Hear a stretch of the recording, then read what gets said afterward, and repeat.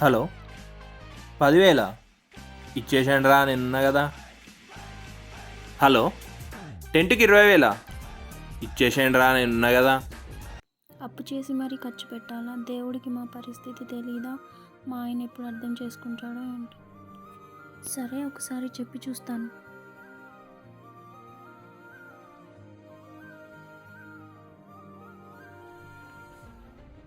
ఏవండి, కొంచెం డబ్బులు చూసి ఖర్చు పెట్టండి. మన ఇంట్లో పరిస్థితులు కూడా బాగాలేవు కదా, అప్పు చేసి మరీ ఇన్ని ఖర్చు పెట్టి చేయాలా? ఆపు నువ్వు.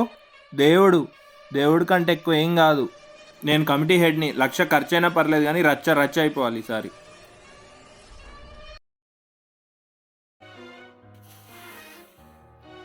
ఏమైందండి డల్గా కూర్చున్నారు?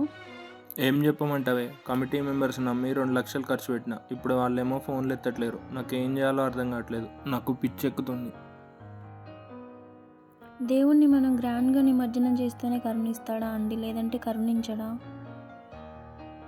ఒకప్పటి రోజుల్లో మనం అందరం కలిసి వినాయక చవితి తక్కువ ఖర్చుతో ఎంత బాగా సెలబ్రేట్ చేసుకునే వాళ్ళం.